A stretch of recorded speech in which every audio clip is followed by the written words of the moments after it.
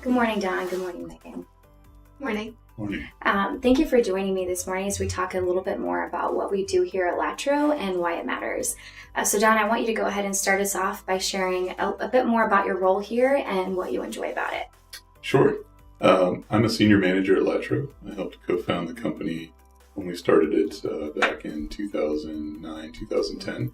So I look after the technology development as well as operations support, sales, and marketing. I'm based here in Dubai. We're an international company, and about half our team is in the U.S., and the other half is distributed internationally. So I really enjoy that aspect of the business, engaging with and serving clients from lots of different cultures, countries, constantly learning about new places, new people, and new business problems to solve. Thanks, Don. And Megan, what about you? So I'm based in the U.S. office. I'm LATRO's lead analyst, so I help the rest of our analyst team make sure that we're delivering the best analytical support to our clients all over the world. I also help with a little bit of our product development for our Versalytics software, which is just our analytical tool. So that just involves keeping up with current trends in the SimBox world and coming up with new ideas to help us try to detect fraud even faster. I really enjoy, as well as Don, working with international clients. It's very challenging and the problems are always changing. Every day is different and it's a lot of fun to kind of work through all those problems with our clients so closely. Thanks, Megan.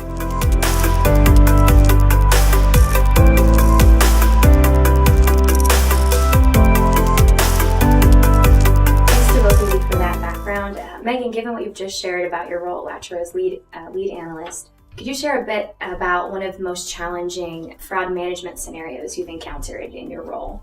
Sure, that's a good question. I would say probably the most challenging was with one of our clients in North Africa.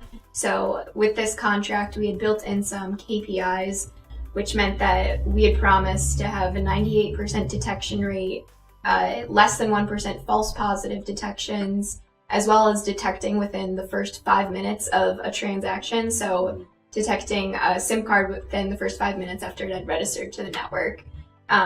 So with these KPIs and kind of the landscape of fraud in the area, so there's a lot of 3G SIM boxes, ton of SIM servers. Fraudsters are using a lot of advanced tools, so a lot of human behavior simulation. Made it for a really challenging task, but we were able to work really closely with the operator to kind of, get mutual feedback back and forth and adjust our detection algorithm. And with our protocol signature technology, we actually were able to meet all of those KPIs throughout the contract, which was, incredible to do. And we're very proud of that. Wow, that's great. I'll just add, I think that project in particular involved national border issues with fraud. And that's something that I feel like our solution is uniquely designed and efficient to deploy for those situations. So I think that's a good example. Yeah, that is. Thank you, Megan.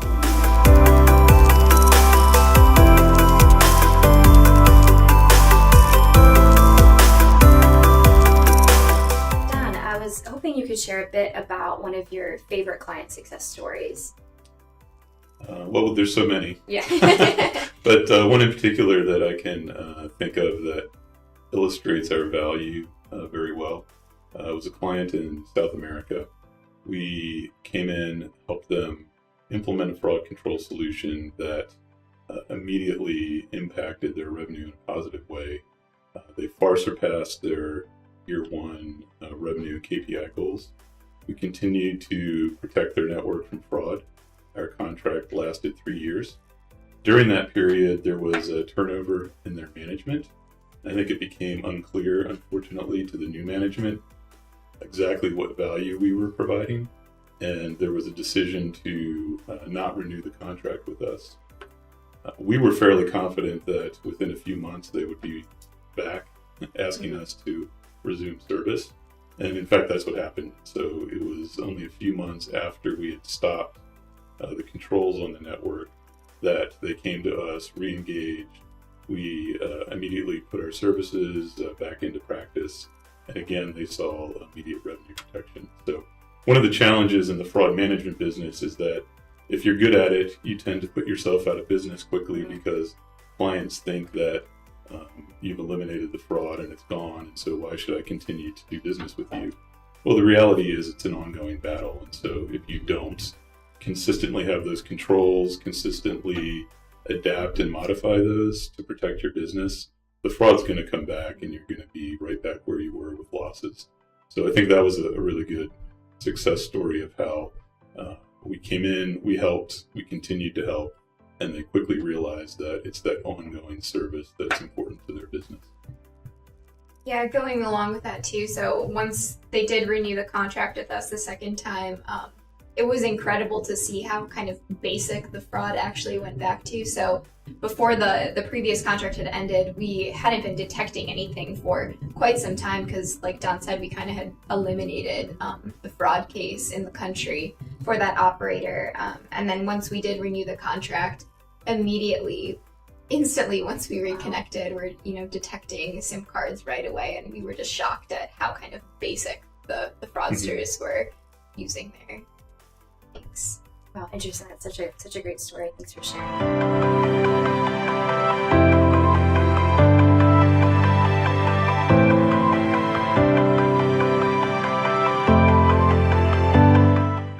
Meghan, I'm curious, what would you have to say about the most gratifying bust that we've had here at LATRO in terms of items confiscated and revenue recovered? I would definitely have to say one of the busts that we had earlier this year in Afghanistan. So during the bust, we actually confiscated 60 individual SIM-box devices. So together, I think they had about 750 modems, which means they could terminate 750 calls all at the same time. We estimated the revenue at risk for that operation to be $5.5 million US. And the interesting thing about this operation is that the operator didn't actually have any idea that this operation was on their network. So we have signaling probes installed on their network, and we had detected through our protocol signature technology this operation. The reason why the operator hadn't detected it is because each SIM card itself was making less than 5 calls per day and had less than about 10 minutes of usage per day per SIM card. So that generally falls below most usage thresholds that operators and even fraud vendors set for themselves. So it was really interesting that we were able to first, monitor this operation through our signaling data, and then actually go in and confiscate all of the equipment was related to this operation. I'll tell you another story about a similar situation. Contrary to popular belief, our field engineers do not bust SIM boxes. They locate them and they prepare a report and share it with the authorities. So in this case, they were supporting a raid by the local authorities in the market. They were parked in their vehicle behind the building, and the authorities were coming in from the front serving the arrest warrant to arrest and confiscate the equipment.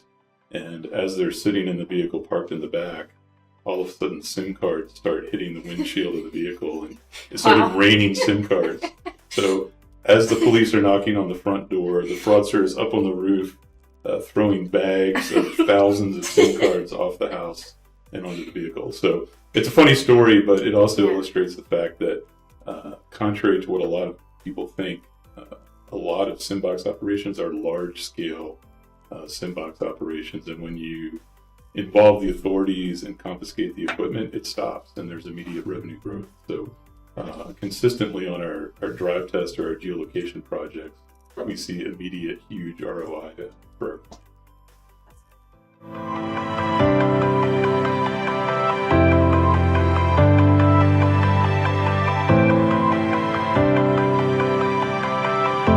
This year, the CFCA released their survey numbers about interconnect bypass fraud, and they said that it accounted for over $4 billion US in revenue loss. However, in 2015, that number was closer to $6 billion. So, Dan, I'm curious to hear your thoughts on what you think might have contributed to this significant recovery of revenue. Mm-hmm. Well, I'd love to tell you it was all LATRO's responsibility, but I don't think that would be an accurate answer.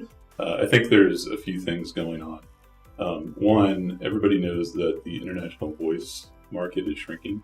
So as subscribers use OTT applications like WhatsApp and Viber and Facebook voice, the whole international voice interconnect business is decreasing. So we would expect, percentage-wise, that bypass fraud would be decreasing as well.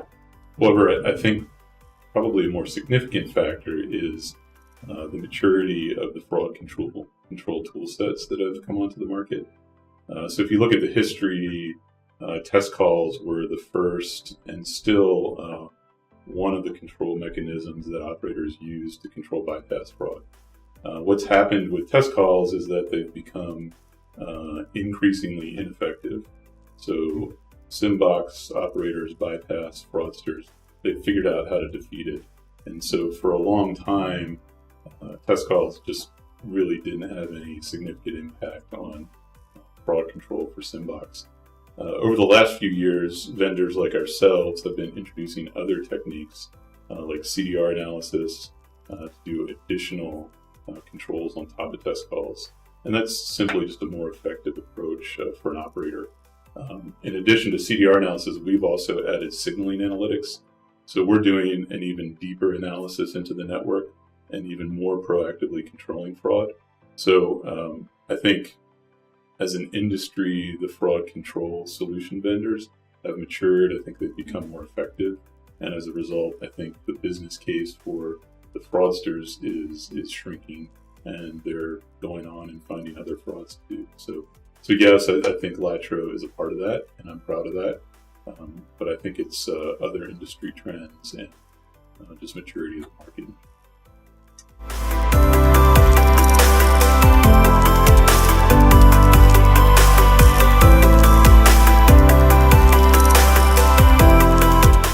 So Don, we've heard from those outside of LATRO that our services tend to be a bit expensive. How would you respond to that? Yeah, that is a common thing that I hear, and I think unfortunately it's a misconception that's been propagated in the market. I think the answer to that is we deliver more value than anyone else in the market.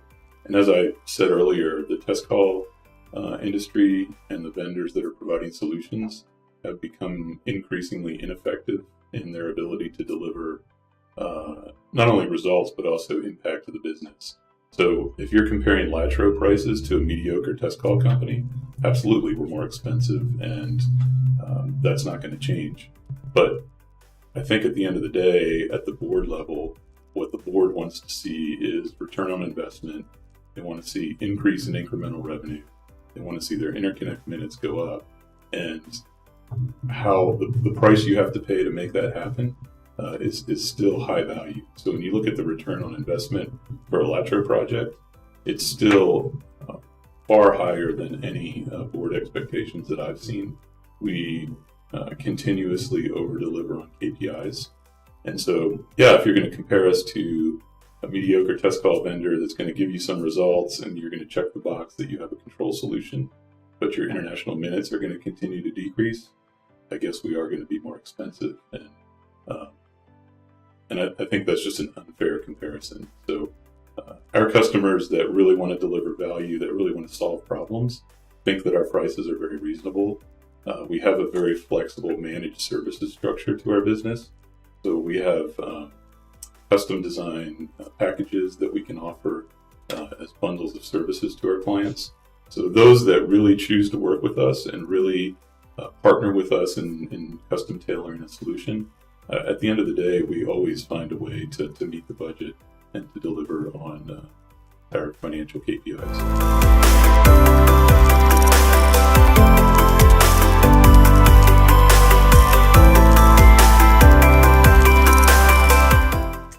Again, back to you. Can you share maybe the biggest thing you feel like some of our customers have learned from working with us, from your perspective?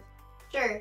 So I think that kind of a common misconception that we tend to see from new clients after we've been working with them for a little bit is that they think a lot of times that, analyzing the CDRs of SIM cards is enough to determine if a SIM card is in fact being used for fraudulent reasons or if it's a normal subscriber. And, that's just not the case anymore in the current fraud landscape. So fraudsters are using a lot of advanced technology and software to help kind of mask them as normal subscribers. They know what operators and vendors are using as detection tools, and they in return have a lot of anti-detection tools and methods that they use. So a lot of times, even initially when we'll report SIM cards as fraudulent to operators, first thing they do is check the CVRs, check to see if these SIM cards have received any calls, if they've received any text messages. If they see one of those things, they automatically, put a flag up that can't be a SIM box, and that's just not the case anymore. There are so many software tools available to fraudsters. You can find them all over the internet, and this really is kind of skewing the way that a lot of operators are cross-referencing fraud detections. So we see that a lot, and we're thankful that with a lot of our tools that we use, we can kind of see past this and aren't focused as much on those traditional call metrics or things like that. So even no matter how much the fraudsters kind of try to mask themselves, we can kind of see through that, and we also enjoy educating our clients and helping them understand that as well. Yeah, I would add, I think one of the big misconceptions that fraud managers and telecom operators have about fraudsters is that fraudsters are very entrepreneurial. Their compensation plans are 100% performance driven. So they've got to be creative and inventive, and they've got to change in order to stay ahead of the fraud controls that the telecom operator deploys. So if you as a telecom operator, if you have a control system that you've put in place that you think is effective, it probably is, but that's going to change after just a few months because the fraudsters are always trying to stay ahead and figure out how to make money. So they're very driven by revenue generation. They're very driven by making as much money as they can. So I think one of the value adds that LATRO has, like Meghan says, we're experts in this domain. This is what we do day in and day out. Fraud managers and telecom operators, they have to worry about a lot of other frauds in their network, and they don't always have the time to really take an in-depth look at what's going on in the bypass fraud world. So I feel like that's another value in addition to our tool set that we bring to the telecom operators, is that kind of deep and unique understanding of that domain. Yeah, that's great that we can partner with our clients in that way. Moving on, Meghan, as I know we were talking a bit about how our clients are learning from us. If you had to say something you think that we're learning from our clients on the flip side as we work with them, how would you answer that question? I think the biggest thing that we learn is, all fraud management departments, they all want the same thing. They all want to get rid of fraud. They all want to increase their revenue. And a lot of times, it's not just up to the operator themselves, but it's up to the operators within the country themselves. So if you have one operator that has all these fraud management solutions deployed and all these advanced detection tools, that's fine, and they'll get rid of fraud for the time being on their network. But unless kind of all of the operators in the same country are working together and possibly even working with their regulator, fraud is still going to exist, and it's still going to be affecting operators within the country. So I think that's one of the biggest things that we've learned.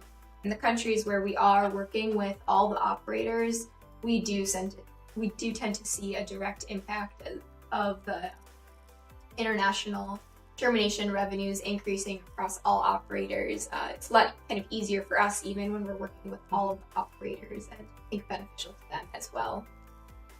Yeah, and I would say too, I think one of the things I enjoyed learning, so we're very focused on bypass fraud detection and control. It's interesting to me when we engage with clients to learn how that impacts other areas of the business for them. So the SIMBox not only affects interconnect revenues, it also affects infrastructure planning. So if you have some large SIMBox operation that is running in a particular area, the network may be saturated from base station resources, and the planning team makes plans to install a new base station in order to handle capacity. Well, when that SIMBox goes away for whatever reason, all of a sudden there's this massive underutilization of RF resources within that area. Another example would be just in the wholesale agreement process and in the rate plan packaging. As the operator changes their rate plans and their strategy with pricing, we see that change on the fraud side. We don't understand that that's what's happening. We're just focused on the fraud detection. So it's interesting to see sort of these bigger picture correlations between the fraud business and telecom operators' business as a whole.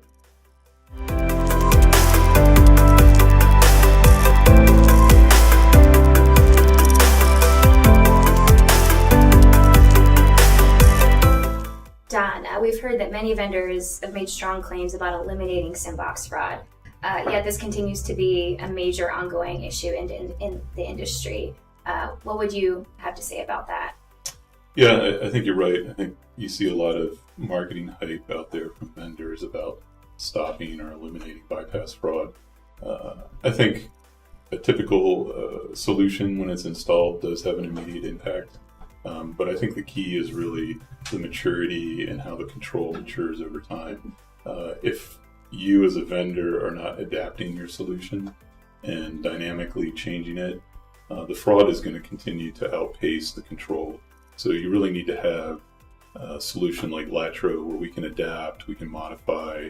We're constantly coming out with new detection algorithms, new ways to work with the data in order to deliver results.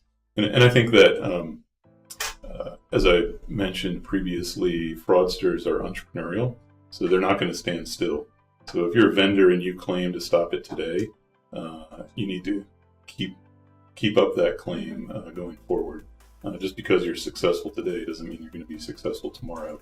And we routinely see, even in a market basis, where the fraud adapts and changes. So maybe they move away from SymBoxes to refiling fraud or hacking PBX fraud. So there's other types of bypass fraud, not just SymBox fraud.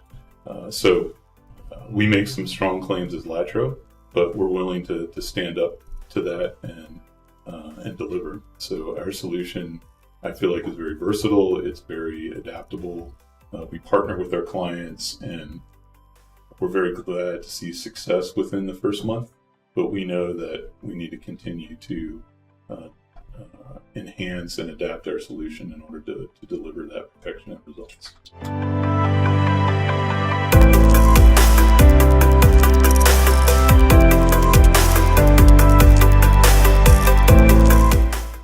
So recently we've launched a new tool called VersaMapper.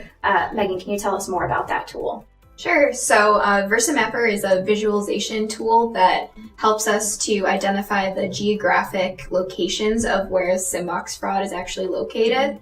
So this is actually what we use when we're doing geolocation projects. So basically what we're doing is analyzing detection CDRs and then by the cell ID, so the cell tower BTS locations, we are figuring out the geographic estimated location of where each operation is located. So when we use VersaMapper, it helps us to kind of put a value on to how big the operations are in comparison to each other. So talking about the minutes of usage that each operation is using. So when we do the geolocation projects, we obviously try to target those larger operations first so that we make sure that we can eliminate those and then kind of work our way down. So this is a great tool to use for geolocation. It's also helpful for if we're going to be installing our signaling probes on a network. It gives us a geographic region and where most of the fraud is concentrated. And it's also just a helpful tool for the operators to know themselves. A lot of time they might have, the general province or region where the fraud is, but they don't know how many actual individual SymBox operations are in each of these areas. So yeah, we're excited about launching this tool for free for a limited time for some interested customers. Yeah, and I'll add to that. I think I've been frankly surprised at how well received the tool is. When we initially developed it, mostly for internal purposes, I didn't expect that clients would see a lot of value out of it. But the fact is they do. And I think in today's world, especially in the analytics world, which is largely a part of what fraud and revenue assurance managers do. There's big data, there's machine learning. I think they're inundated with loads of information and data that can sometimes be just abstract in terms of the numbers, spreadsheets, etc. I think what VersaMapper does is it's clearly helps you visualize the data. And so I think understanding it and the relative components of location, intensity, things like that, I think it just helps you as a human process and understand the data in a way that other tools just don't do. So I've been pleased. I think it's going to be a helpful addition to our suite of tools that we deliver as part of our managed services. Yeah, and just to recap, as you guys were explaining, this is a free service available on our website, www.latroservices.com, for a limited time, and there's a sign-up link on our website. Don, Meghan, thank you so much for taking time this morning just to talk a little bit more about what we do here at LATRO and why it matters. So appreciate your insight, and thank you for your time. I know we're all really proud to work for LATRO, given all that we've shared and the difference that we're making. So thank you.